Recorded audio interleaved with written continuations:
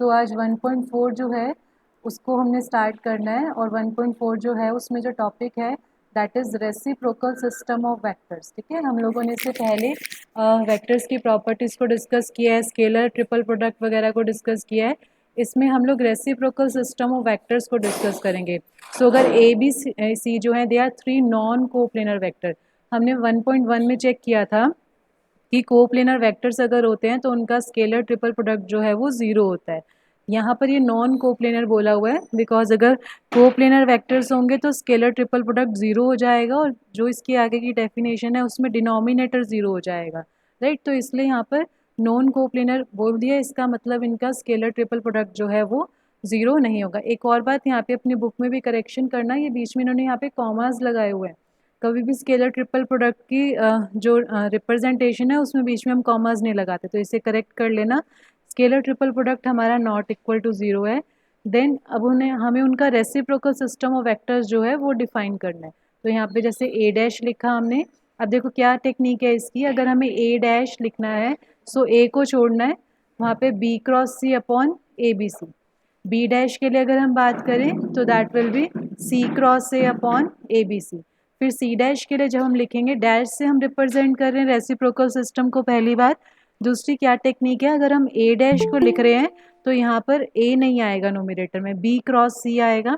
Denominator सबका same है scalar triple product. Similarly जब हम बी डैश की बात करेंगे वहाँ पर हमारे पास सी क्रॉस ए आएगा, और साइक्लिक ऑर्डर में चल रहा है, ध्यान से देखो। बी के बाद सी है, सी के बाद ए है, और ए के बाद हमारे पास बी चलेगा। ठीक है, सो सी डैश जो है वो इस तरह से रिप्रेजेंट किया। तो जो न्यू वेक्टर्स हमने रिप्रेजेंट कर रहे हैं A dash B dash C dash, ये जो पुराने वाले वेक्टर्स हैं उनके क्या होंगे, रेसिप्रोकल सिस्टम ऑफ वेक्टर होंगे। उसके बाद नेक्स्ट जो है हमारे पास यहाँ पे प्रॉपर्टीज़ हैं रेसिप्रोकल सिस्टम ऑफ वेक्टर्स की। जो फर्स्ट प्रॉपर्टी है that is a dot A dash. A dot A dash जो है हमें प्रूफ करना है कि दैट इज़ इक्वल टू 1। बिल्कुल सिंपल प्रॉपर्टीज़ हैं इसकी।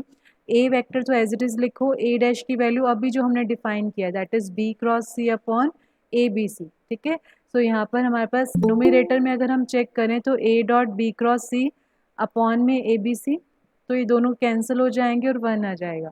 सिमिलरली ना हमारा ये बी डैश जो होगा वो भी आ जाएगा, एंड सिमिलरली सी डैश के लिए। तो फर्स्ट प्रॉपर्टी अभी हमने क्या प्रूव किया है, ए डॉट ए डैश जो है वो हमारे पास कितना होता है, 1 होता है।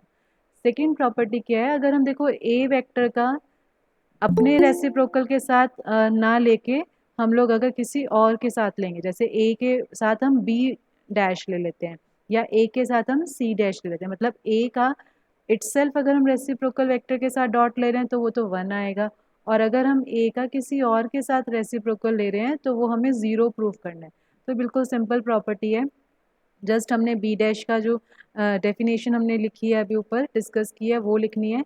अब देखो न्यूमरेटर में जो स्केलर ट्रिपल प्रोडक्ट है ना, इसमें आप चेक करो कि दो वेक्टर्स जो हैं वो सेम है, और मैंने बताया हुआ है कि जब स्केलर ट्रिपल प्रोडक्ट में दो वेक्टर अगर हमारे इक्वल होते हैं तो स्केलर ट्रिपल प्रोडक्ट ज़ीरो हो जाता है। तो न्यूमरेटर ज़ीरो हो जाएगा, इस वजह से ये जो टर्म है वो हमारे पास ज़ीरो हो जाएगी। नेक्स्ट प्रॉपर्टी ज़्यादा इंपॉर्टेंट है, A dash dot B dash cross C dash is equal to 1 upon. इस प्रॉपर्टी की वजह से ही हम लोग इस सिस्टम को बोलते हैं रेसिप्रोकल सिस्टम, है ना। क्योंकि यहाँ पर देखो जो नया सिस्टम का स्केलर ट्रिपल प्रोडक्ट है मुझे प्रूफ करना है कि वो पुराने सिस्टम का क्या है, रेसिप्रोकल है। तो इसके लिए सिंपल हम स्टार्ट करते हैं, B dash cross C dash. पहले हम लोग बी डैश की वैल्यू को पुट करते हैं, सी डैश की वैल्यू को पुट करते हैं।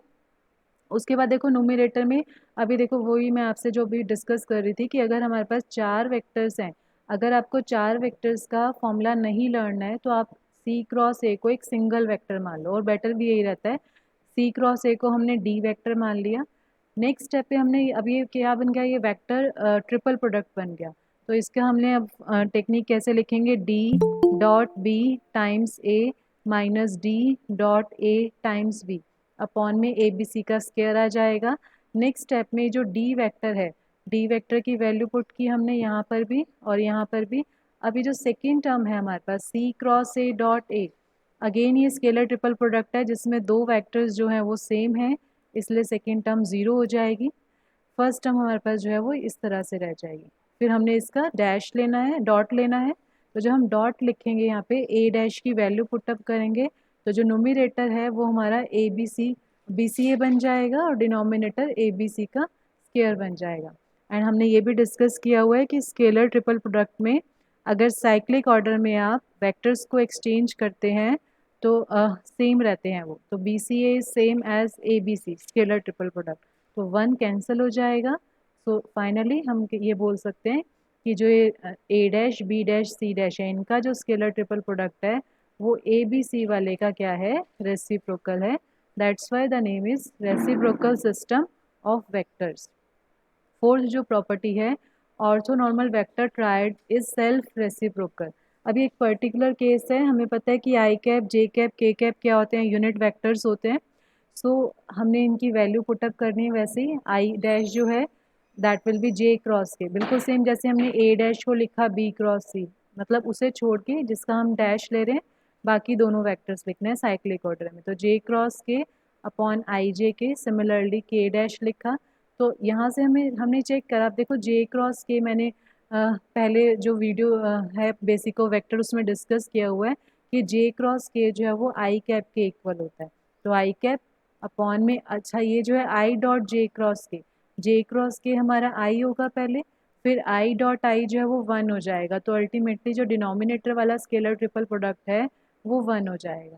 तो अल्टीमेटली हम चेक कर सकते हैं यहाँ पे कि जो आई डैश है वो आई के इक्वल है, जे डैश जो है वो जे के इक्वल है और के डैश जो है वो के इक्वल है, जिससे ये प्रूव हो गया कि जो ऑर्थोनॉर्मल वेक्टर ट्राइड क्यों बोल रहे हैं, because I cap J cap के कैप क्या रिप्रेजेंट करते हैं, एक्स वाई जेड डायरेक्शन के यूनिट वेक्टर्स, और हमें पता है कि एक्स वाई जेड डायरेक्शंस क्या होती हैं, आपस में 90 डिग्री पे होती हैं, ऑर्थोनॉर्मल होती हैं, तो इसीलिए हम लोग यहाँ पर ऑर्थोनॉर्मल वेक्टर ट्राइड की बात कर रहे हैं।